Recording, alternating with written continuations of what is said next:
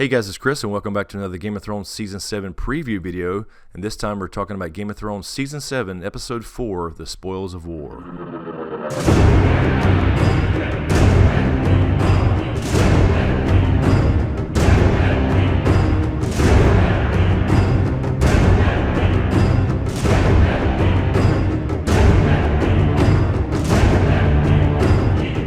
Alright, our first little scene here, we have Cersei talking to Tycho from the Iron Bank.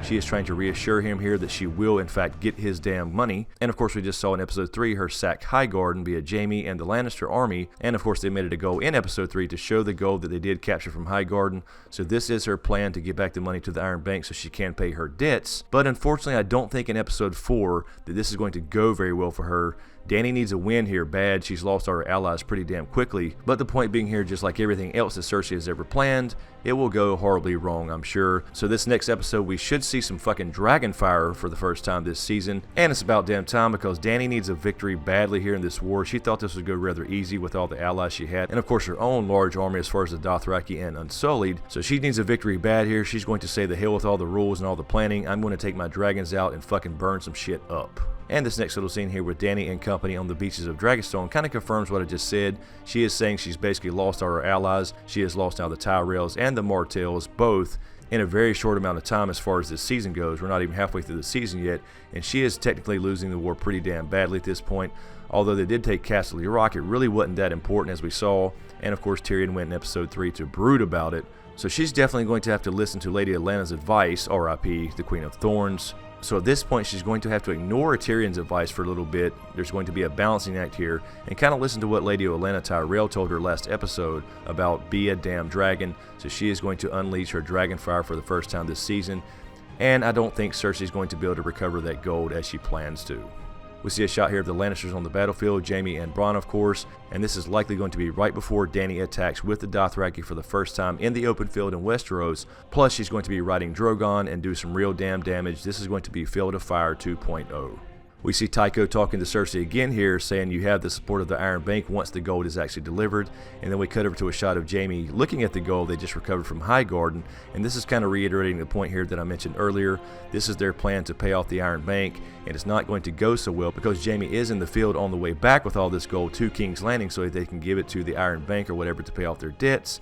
But of course Dany is getting tired of losing, and now she's going to bring a dragon, specifically Drogon, into the fight here, and things are going to change really quickly for the Lannisters, and this will be the bulk of their forces as well as the Tarlys too. So this one victory that I'm assuming we're going to see next episode will be really huge and turn the tide really quickly as far as Cersei goes, because she can no longer count on the support of the Iron Bank if they don't get that gold back to King's Landing. We see a shot here of someone pulling out the cat's paw dagger, and this looks to be Littlefinger here. You can see the rings on his finger and a little bit of his cloak as well. He is pulling out this dagger, so it makes you wonder what the hell is going on here.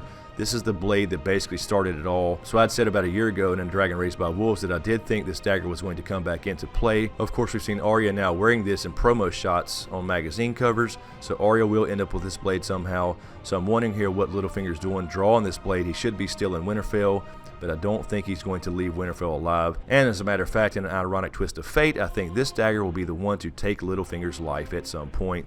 And hopefully Sansa gives that damn order. And also, as I mentioned earlier in the live stream, I do think Bran has something to do with that. He will be able to see the past and see that Ned Stark actually was betrayed by Littlefinger and that he held a knife to his throat. So the truth is going to come out here, and Littlefinger will suffer at the hands of this very blade. And our next scene, Dany kind of confirms what I was saying earlier. Enough of the clever planning. I'm going to take a fucking dragon out and burn some damn shit up. A quick shot of the Lannister army on their way back from Highgarden here, carrying the actual gold we were just talking about, and this will probably never make it to King's Landing, giving Cersei her first defeat in this war, and this will put her in a very precarious situation, and they will likely never get the gold they were promised. Therefore they will back somebody else, and that somebody else can only be Dany with 3 fucking dragons.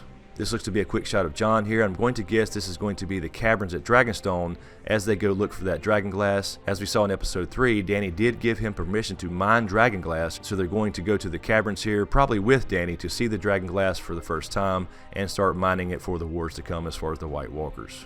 Podrick getting knocked on his ass, and I can only assume here this is back in Winterfell, probably still fighting with Brienne as far as sparring and training, so he's getting his ass whipped, but hopefully Podrick's learning a thing or two with the sword, but we all know that he has a magical sword anyway.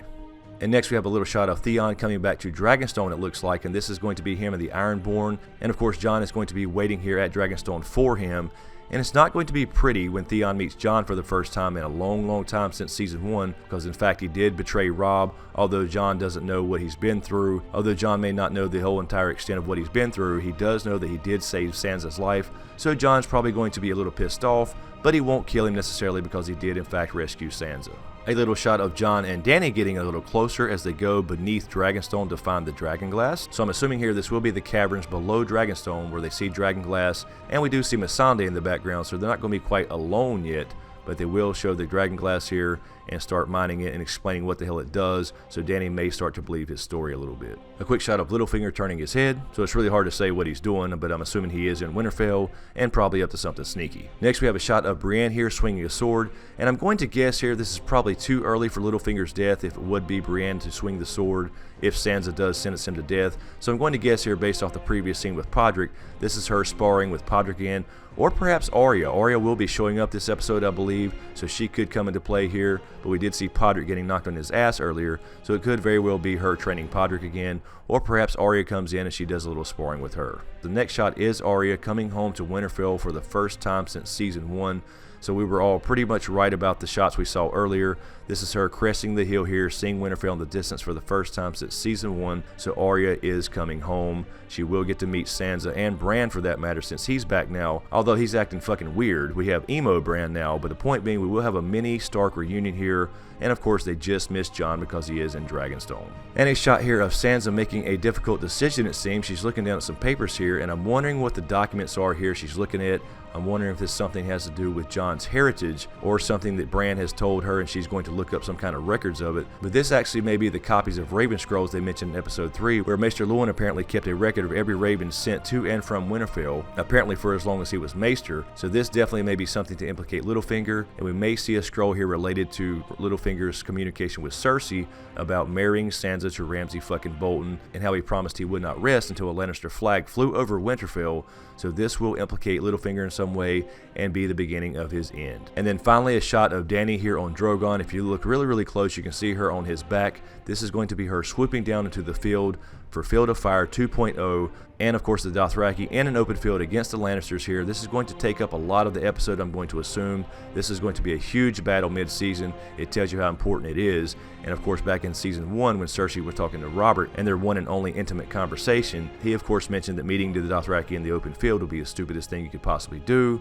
But Cersei's going to do exactly that. She has no choice now. She went to Highgarden. She's trying to bring the gold back to pay off her debt. But that will not work out because Dany's going to finally break out the fucking dragons and get herself a damn victory. Anyway, guys, that's all I got for episode 4, The Spoils of War. Let me know what you think in the comments below. And thank you to everyone who stopped by the live stream earlier. And I believe during that live stream, due to you guys stopping by and hanging out, we did make it to number 12 on live trending. So that was very cool. So thank you to everyone who stopped by, even if it was just for a few minutes. I really appreciate you hanging out. Thank you for all the support as usual, especially to you guys on Patreon. And a huge shout out to my executive Patreon Smokescreen producers, Halls Griffin, Volgot 10, Lala Gig, Kisa Powell, The Snow in Winterfell, Marilyn Bentley, Joanna, Sean Hayes, Anonymous, Doc Holliday, Gaska, Hoonjive, Kieran D20, Nikki Snow, Lo Horton, Aaron Hadbig, Ashley May, Brian Solars, Dean Buell, Carla Stark, John Carey, and Anastasia. Thank you guys so much. I really appreciate the support. Be sure to subscribe to get everything, and be sure to click that damn notification bell so you're notified when I drop a new video. Thanks for watching, and we'll see you next time.